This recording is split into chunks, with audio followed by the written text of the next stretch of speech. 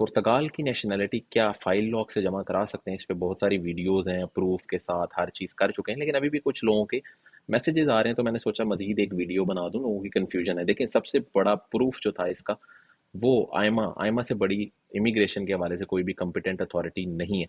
IMA अपने letter head के ऊपर साइन और स्टैम्प के साथ आपको लिख के दे रहा है, फ़ाइल लॉक की डेट से, कि आप लोग इस दिन से लीगल थे। आयरन ने भी आईएमए से चेक करना है कि क्या ये बंदा 5 साल से लीगल था।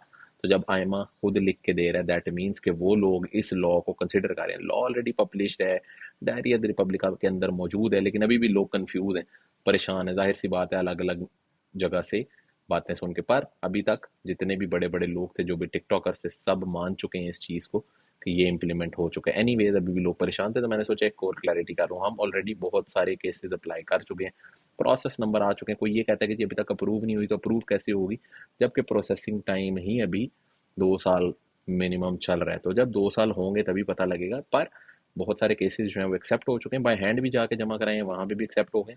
और ऑनलाइन तो जाहिर सी बात है, आप जब जमा कराते हैं तो उसमें वो एक्सेप्ट हो ही जाता है और प्रोसेस नंबर आ जाता है। लेकिन लीगली आप ये चीज़ अप्लाई कर सकते हैं। आईएमए जब एक्सेप्ट कर रहा है इस चीज़ को, तो पीछे कोई चीज़ रह नहीं जाती कि किसी की क्या बात है। आई होप आपको ये चीज़ क्लियर हो गई होगी। नेशनैलिटी अप्लाई करना चाहते हैं तो हमारी भी सर्विसेज मौजूद हैं। वीडियो को ज़्यादा से ज़्यादा शेयर करें, लेटेस्ट न्यूज़ और अपडेट्स के लिए फॉलो करते हैं।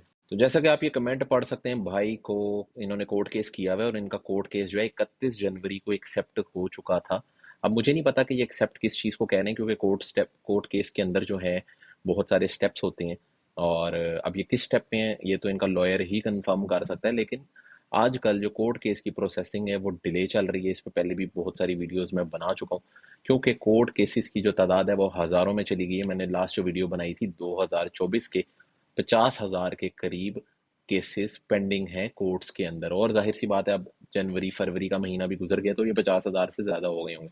काफ़ी हद तक रिस्पॉन्सेज जो हैं वो भी आ रहे हैं बीच में, लेकिन जो इसमें टाइम लग रहा है आजकल, वो 3 से 4 महीने आप मिनिमम माइंड में रखें। मे भी कुछ केसेस में इससे ज़्यादा भी हो रहा है, कुछ केसेस में जल्दी भी रिस्पॉन्स आ रहा है। तो ये फिक्स टाइम नहीं है, पर 3-4 महीने कोर्ट केस के लिए आपने माइंड में रखने ही रखने हैं। इससे कम अगर आप उम्मीद कर रहे हैं तो कोर्ट केस आपके लिए नहीं है।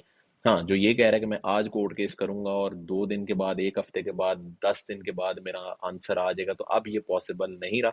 पहले जो आयमा को नोटिस किया जाता था कोर्ट की जानिब से, 48 आवर्स का टाइम होता था, वो अब नोटिस करने के अंदर अंदर ही 2 से 3 महीने मिनिमम जा रहे हैं। तो आप खुद अंदाज़ा लगा सकते हैं। इसके बाद फिर आयमा रिस्पॉन्स करती है, फिर जज डिसीजन करता है, तो बहुत सारे स्टेप्स होते हैं।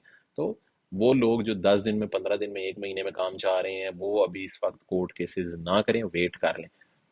कुछ केसेस का जल्दी भी रिस्पॉन्स आ रहा है, लेकिन इन जनरल रश होने की वजह से इसकी जो टाइम है वो बढ़ चुकी है।